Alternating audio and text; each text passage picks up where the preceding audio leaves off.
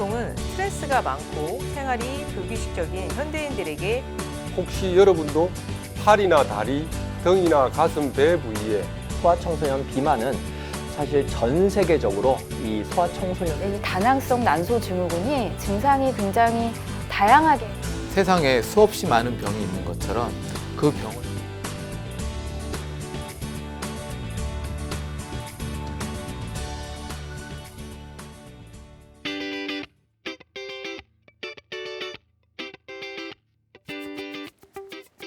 안녕하세요.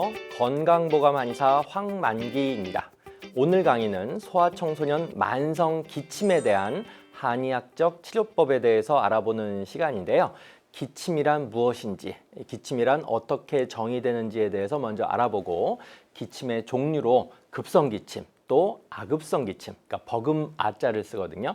영어로는 서브라고 표현하는데 아급성 기침, 그리고 만성 기침의 분류에 대해서 설명을 드려볼 예정이고요. 그리고 소아청소년 기침에 대한 개요, 그리고 소아청소년 만성 기침에 대한 한의학적 치료법에 대해서 말씀을 드려보도록 하겠습니다.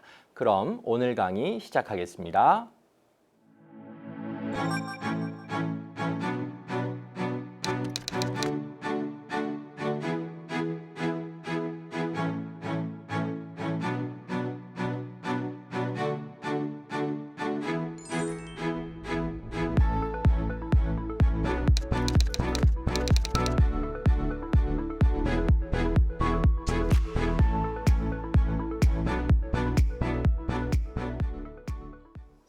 우선 기침의 개요부터 말씀을 드려볼까 하는데요. 기침이라고 하는 것은 소아청소년 전문 한의원이나 일반 병의원에 내원하는 환자들이 가장 많이, 압도적으로 가장 많이 호소하는 증상 중에 하나입니다.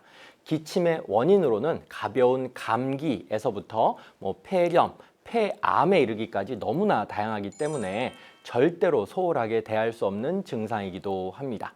원인 규명에 있어서 문진 그리고 진찰 소견만으로 쉽게 진단이 되는 그런 질환도 있지만 여러 가지 복잡한 검사를 해도 진단이 확실하지 않은 경우도 종종 있습니다. 또 기침의 원인이 단일한 질환일 수도 있지만 기관지 천식과 후비로, 그러니까 코가 뒤로 넘어가는 기관지 천식과 그런 후비로가 같이 동반되어 있거나 기관지 천식과 위식도 역류가 같이 동반되어 있는 것처럼 한 가지 이상의, 그러니까 두 가지 이상의 그런 질환이 동시에 기침의 원인이 되기도 하기 때문에 한 가지 질환만 열심히 치료해서는 치료 효과가 별로 좋지 않은 경우도 임상적으로는 실제로 꽤 많이 발생하고 있습니다. 기침은 원인이 너무나 많고 다양하기 때문에 원인에 대한 정확한 진단을 하기 위해서는 기침의 지속기간에 따른 분류가 매우 중요합니다. 일반적으로 급성 기침은 지속기간이 3주 이내이며 그 원인으로는 대표적인 게 감기죠. 그 다음에 알레르기 비염, 급성 세균성 기관지염, 만성 폐쇄성 폐질환, 그러니까 COPD의 급성 악화 같은 것들이 있는데요. 아급성 기침, 아까 제가 영어로는 서브라고 표현하고 버금 아자를 쓴다고 말씀을 드렸는데 그런 급성의 버금가는 기침은 3주에서 8주 정도 지속된 기침이다. 이렇게 정의가 내려져 있다고 아시면 될 것 같고 이런 아급성 기침의 원인으로는 감염 후 기침, 그 포스트 인펙셔스 코프라고 하는데 어떤 감염 이후의 기침 그리고 세균성 부비동염, 그러니까 축농증이라고 하는 거, 그게 이제 세균에 의한 축농증이다. 그걸 세균성 부비동염이라고 하는데 어쨌든 이것도 아급성 기침의 대표적인 원인이라고 할 수가 있습니다. 그리고 천식 같은 것도 아급성 기침의 원인이다. 이렇게 이해하고 계시면 좋으실 것 같아요. 그리고 세 번째, 만성 기침은 보통 8주 이상 지속된 기침이다. 이렇게 딱 정의를 알고 계시면 좋으신데요. 상기도 기침 증후군, 그리고 기침 이형 천식, 그리고 위식도 역류, 그러니까 영어로는 GERD라고 표현하는데 위식도 역류가 이런 세 개의 대표적인 원인이라고 만성기침의 원인이라고 할 수가 있는데요. 이 만성기침의 원인을 찾을 수 없는 경우도 온갖 정밀한 검사를 다 해도 이 만성기침의 원인을 도대체 찾을 수 없는 경우도 사실은 임상적으로는 상당히 많이 있습니다. 두 번째, 급성 기침의 분류서부터 좀 말씀을 또 드려볼까 하는데요. 첫 번째는 감기입니다. 아까 잠깐 말씀을 드렸던 것처럼 감기에 의한 기침은 발병 2일 이내에는 뭐 83%, 뭐 14일째 내에는 뭐 25% 정도에서 보인다. 그리고 3주 정도가 되면 대부분 이제 증상이 없어지는 걸로 일단 통계적으로는 잡히고 있는데요. 감기에는 코막힘, 콧물, 발열이 동반되기도 하겠죠. 감기에서의 기침은 후비루나 목젖 청소라고 표현을 하는데 throat clearing이라고 목젖 청소 각각 혹은 이 두 가지에 의해서 상부 호흡기 기침 반사가 자극되어서 기침이 나오게 되는 것입니다. 감기는 바이러스에 의한 것으로서 저절로 좋아지는 경우가 사실은 대부분이므로 사실 원인에 대한 특별한 치료는 굳이 필요하지 않고 증상 완화를 위한 대증요법을 일반적으로 시행을 하게 됩니다. 두 번째는 요새 굉장히 많아지고 있는, 특히 소아청소년들에게 많아지고 있는 알레르기 비염에 대해서 말씀을 드려보려고 하는데요. 알레르기 비염에 의한 기침이죠. 이 알레르기 비염이라고 하는 것은 기침과 더불어서 맑은 콧물, 뭐 코막힘, 코나 눈 주위의 가려움증, 그러니까 아기들이 계속 비비게 되겠죠. 어쨌든 이런 가려움증 같은 것들이 이제 주증상이다라고 알고 계시면 좋으실 것 같고요. 굉장히 심한 경우에 있어서는 눈부심 증상도 있을 수 있고 과도하게 이렇게 눈물이 펑펑 쏟아지는 경우도 있을 수 있고 이 전두통, 이 이마 앞쪽으로 이제 두통이 나타나는 그런 증상이 동반되기도 합니다. 진먼지 찐드기, 그리고 꽃가루, 뭐 동물의 털, 요새 이제 애완동물들 많이 키우시는데 그런 동물의 털 같은 게 어떤 특정한 알레르기 항원에 의해서 이제 야기가 되는데요. 이러한 과민성 소질은 유전적인 백그라운드, 유전적인 경향이 존재한다 이렇게 알려져 있습니다.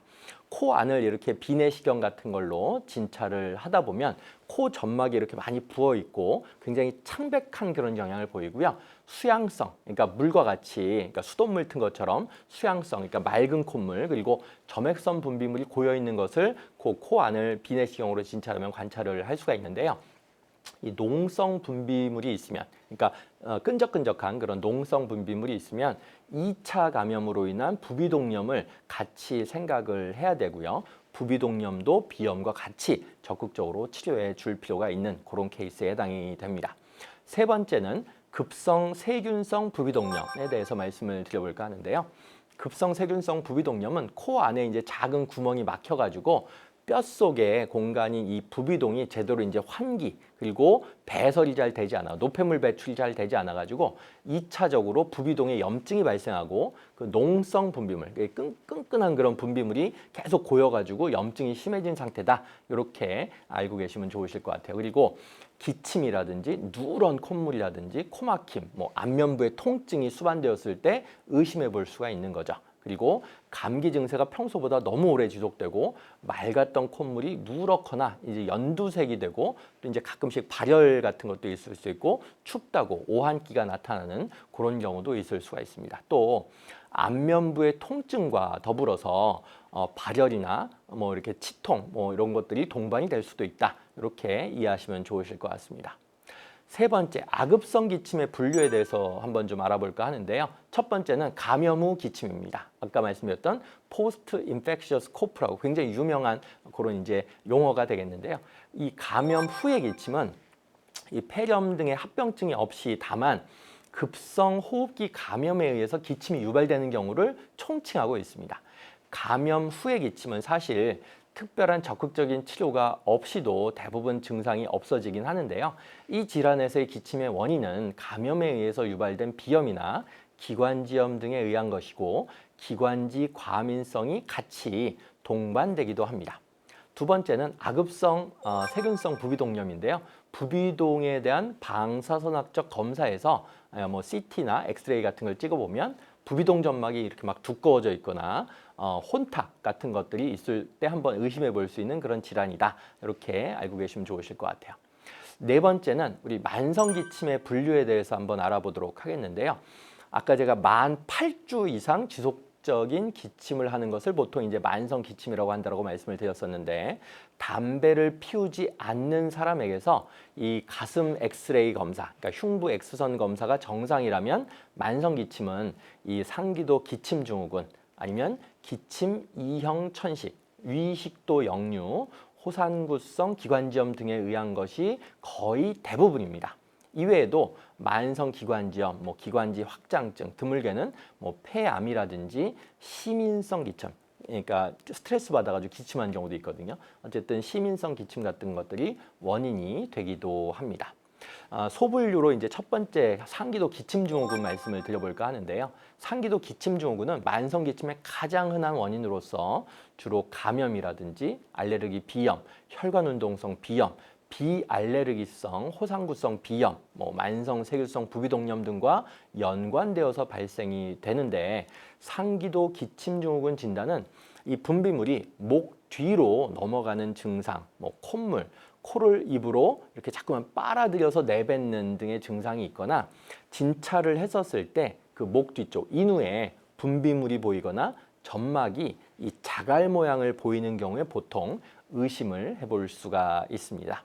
소분류로 두 번째 기침 이형 천식, 이것도 임상적으로 특히 이제 한의원에서, 저와 같은 어린이 전문 한의원에서 굉장히 많이 관찰할 수 있는 기침의 형태가 바로 이 기침 이형 천식인데요.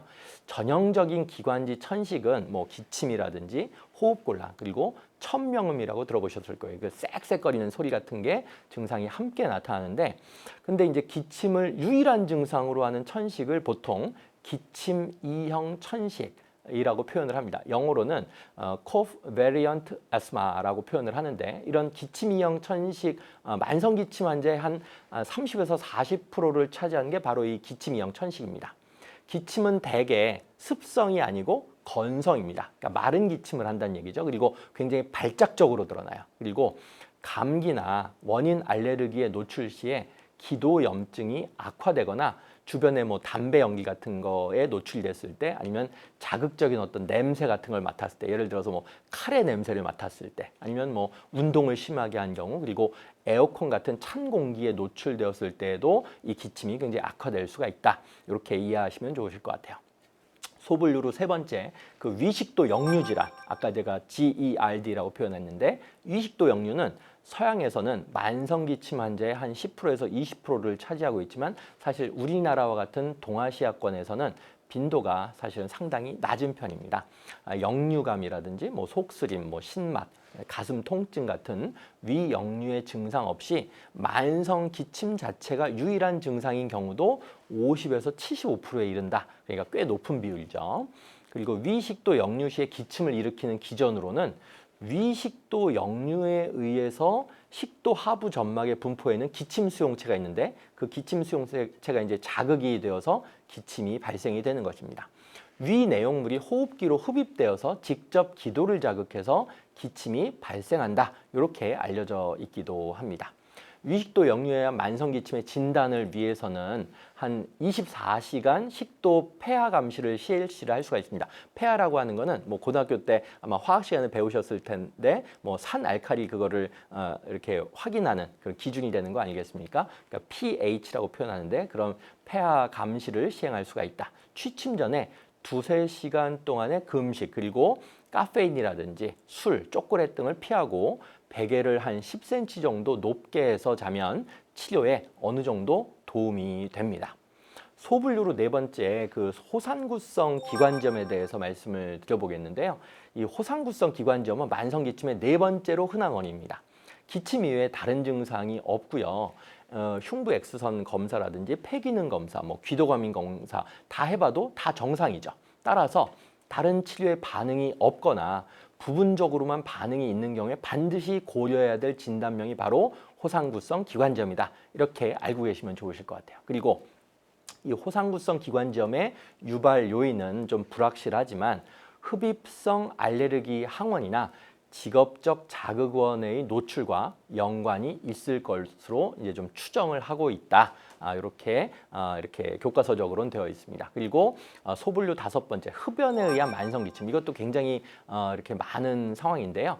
이 만성 기관지염은 흡연자에서 2년 이상 연속적으로 3개월 이상의 객담 그리고 기침이 있는 경우를 말하는데요.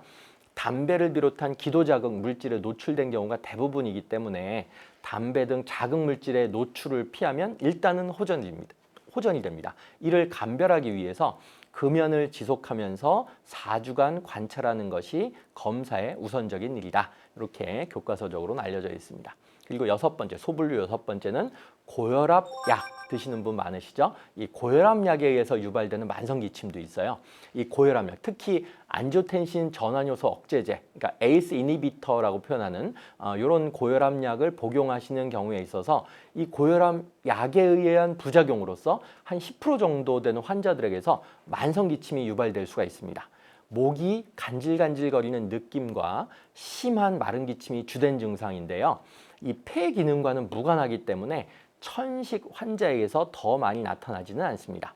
이러한 고혈압 약을 복용하는 환자인 경우에 있어서는 고혈압 약의 종류를 한번 좀 바꿔보시고 4주간 일단 경과를 관찰하는 것이 검사에 있어서 우선적인 일이다. 이렇게 알려져 있습니다.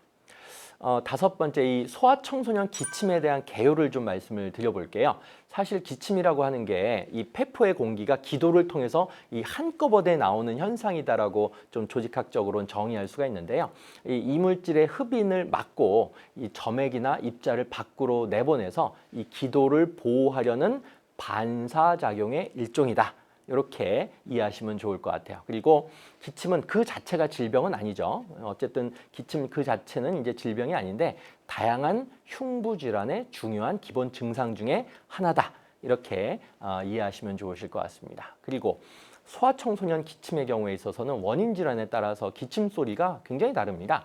이 상기도 폐쇄성 질환이 있으면 보통 컹컹컹컹 하면서 울리거나 쇳소리가 나는 그런 기침이 나고, 하기도의 폐쇄성 질환이 있으면 보통 약하고 연속적인 그런 기침 소리가 납니다. 그 연속적인 고음의 이 휘파람 소리는 이 좁아진 기관지 벽의 진동에 의해서 생기는 천명음이라고 하는 거죠. 사실 건강한 애들도 매일 기침을 조금씩 하거든요. 하루에 보통 잘 관찰해 보시면 10번에서 20번 정도는 대부분 합니다. 물론 간접 흡연이나 집안에 애완동물을 키우는지 여부에 따라서 횟수는 조금씩 달라질 수가 있죠. 이 급성 비인두염이라든지 천식이라든지 백일해, 그리고 폐결핵, 이런 다양한 원인들에 의해서 기침이 유발될 수가 있고요. 한 달 이상 지속되는 기침의 경우 호흡기 감염 이외에도 이물질을 흡인을 했거나 아니면 천식, 만성기관지염, 그리고 다른 이제 만성적 질환의 유일한 증상으로서 이 기침이 유발되기도 합니다. 우리 소아청소년 만성 기침에 대한 한의학적인 치료법을 좀 정리해서 말씀을 드려보겠는데요. 한의학에서는 기침을 해수라고 표현을 했는데, 오래 반복되는 만성 기침을 오래 구자를 써가지고 구수라고 표현을 했습니다. 특히 동의보감에서는 16종 해수, 그러니까 16종의 해수가 있다. 이렇게 이제 기침을 16가지로 분류를 했는데요. 이 16종 해수 각각의 기침 유발 원인에 따라서 개별적으로 맞춤 치료를 진행을 하게 됩니다. 한의학에서는 기침의 원인을 보통 외감, 바깥에서 감수됐다. 그래서 외감, 그리고 안쪽에 문제가 있어서 안쪽에 상처가 나서 안쪽에 뭔가 이렇게 스트레스 때문에 발생했다. 그래서 내상, 이렇게 외감과 내상으로 크게 대별해서 구분해서 치료를 하게 되는데요.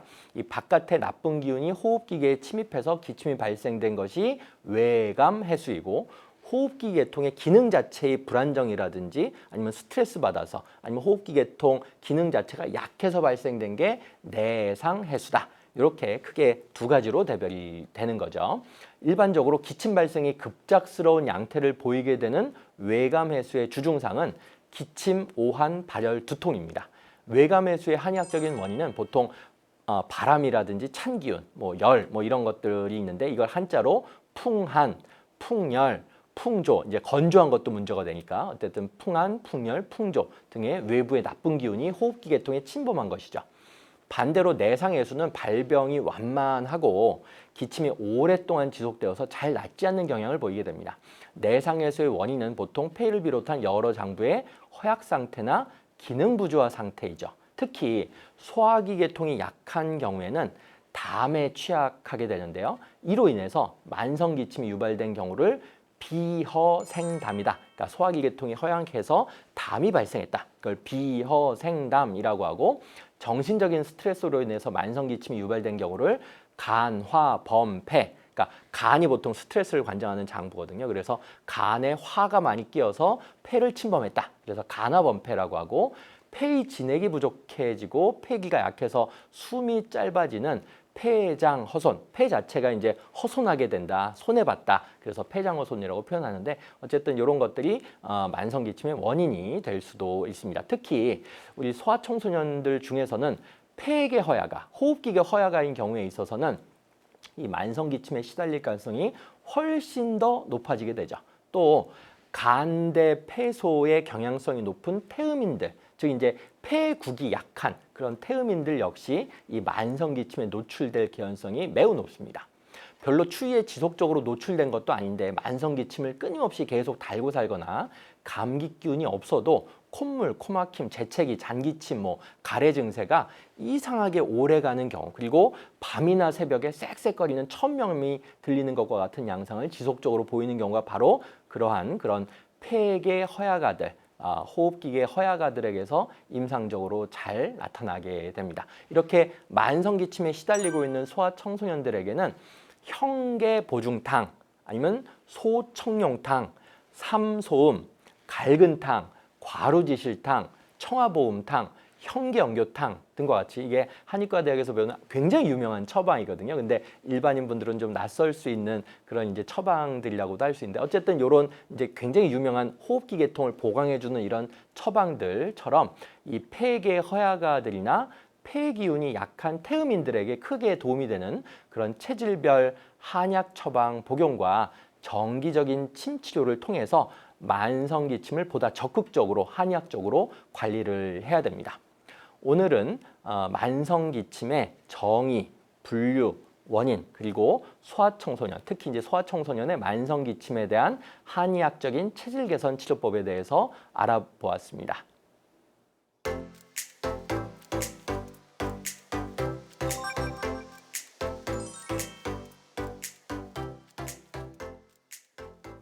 건강 Q&A, 많은 분들께서 만성 기침에 관해서 질문을 해주셨는데요. 그중에 이런 질문이 있었습니다. 오랜 기간 동안 만성 기침에 시달리고 있는 우리 아이들에 대한 음식 섭생법을 좀 알려주세요 라고 하는, 제가 진료실에서 매일매일 받는 질문입니다. 사실은 몇 가지를 제가 늘 말씀을 드리곤 하는데요. 하나씩 차근차근 말씀을 드려보도록 하겠습니다. 그 만성 기침 완화에 도움이 되는 음식 섭생법으로는 다음과 같은 것들이 있는데요. 우선 첫 번째가 만성 기침이 가래하고 함께 나오는 아이들 같은 경우 굉장히 많은데요. 이 도라지 있지 않습니까? 도라지를 한의학에서는 이 길경이라고 이제 표현을 하는데, 이 도라지를 약하게 삶아서 자극성이 좀 적은 양념을 좀 첨가해서, 왜냐하면 도라지 자체는 굉장히 애기들이 먹기가 힘들어서 좀 쓰거든요. 그래서 자극성이 조금 적은 양념을 첨가해서 먹게 하면 굉장히 그 기침 완화에 도움이 되는데요. 도라지에 들어있는 이 사포닌이라고 하는 성분이 있어요. 이 성분이 기침을 완화시켜 주기도 하고 가래를 삭이는 그런 작용을 하게 됩니다. 그리고 이 사포닌 성분은 이 에너지를 업시키는, 그러니까 기운을 좀 보충해 주는 작용도 하기 때문에 더 좋죠. 왜냐하면 기침을 계속 하다 보면 이 탄력, 기운이 쫙 빠지게 되거든요. 어른들도 기침을 계속하면 기운이 빠지는데, 이 기침 자체의 완화뿐이 아니고 에너지 보충 성분의 성격을 가지고 있는 사포닌 성분이 들어가 있는 도라지를 꾸준하게 먹으면 그런 기력이 떨어진 것도 보충할 수 있다. 그러니까 굉장히 제가 추천을 많이 하고 있고요. 두 번째는 배 있지 않습니까? 배 굉장히 시원해가지고 애기들도 시원하고 달아서 애기들도 너무 좋아하는데, 그 배하고 무 있지 않습니까? 그러니까 무를 주세요 뭐 해가지고 이빨로 막 이렇게 갈았던 개그맨도 있는데, 배하고 무를 강판에 갈아가지고 각각 이 반옵씩 준비하고 여기에 이제 생강 있죠. 생강즙 한 5스푼 정도를 넣어가지고 잘 이렇게 저으신 다음에 마시게 하거나, 아니면 우엉뿌리에다가 이 생강즙을 좀 이렇게 넣어서 좀 즙을 이렇게 함께 혼합을 해가지고 생강즙하고 우엉뿌리를 만성기침 증상이 굉장히 완화될 수 있는 그런 음식 섭생법에 해당이 되기 때문에, 또 기관지를 튼튼하게 해주는 좋은 효과가 있기 때문에 그런 것들을 좀 음식으로 조리를 해주시라라는 얘기도 제가 진료실에서 많이 하고 있습니다. 배, 무, 우엉, 생강즙 이렇게 기억하시면 좋으실 것 같고요. 세 번째는 오이즙입니다. 오이즙. 오이는 이렇게 얼굴 팩만 하는 게 아니고 이 만성기침 완화에도 상당히 도움이 된다. 이렇게 꼭 기억하시면 좋으실 것 같아요. 오이즙은 굉장히 미네랄이 풍부한 이 알칼리성 식품이죠. 오이 피클을 좀 만들어 가지고 일상에서 자주 먹게 해주시거나 이 강판에 갈아가지고 즙을 내어서 먹이면 이 기침을 줄여주고 기관지를 튼튼하게 하는데 상당히 도움이 됩니다. 그리고 네 번째, 그 배즙, 아까 제가 배를 아까 무하고 같이 이렇게 갈아주시라고 말씀드렸는데 배즙 자체도, 배 단독으로도 상당히 좋은 효과가 있거든요. 이 배즙은 이 진해작용, 기침을 가라앉히는 그런 효과도 있고, 거담작용, 가래를 제거하는 효과도 있고, 소염, 염증을 누그러뜨리는 효과를 동시에 가지고 있습니다. 그래서 만성 기침에 대한 마땅한 특효약이 없었던 옛날 시절에는 민간에서 만성 기침 치료약으로 굉장히 많이 활용된 섭생법이죠. 그래서 미리미리 먹여두면, 애기들한테 미리미리 먹여두면, 우리 애가 특히 좀 태음인 계열에 좀 이렇게 폐국이 약하다, 호흡기 계통이 약하다, 잔병 치레가 호흡기 계통으로 많이 온다, 바이러스의 호흡기 침범이 많다라고 한다면 기관지를 튼튼하게 해서 감기를 예방하는 효과도 있기 때문에 진료 현장에서도 생후 한 6개월 이후의 아이들 같은 경우에는 배를 갈아서 숟가락으로 조금씩 하루 뭐 한두 스푼, 두세 스푼 정도 이렇게 떠먹일 거를 적극적으로 권유하고 있습니다. 만일 아이가 배즙을 좋아한다면 위에서 언급한 여러 가지 섭생법보다 우선적으로 시행해 보길 권합니다.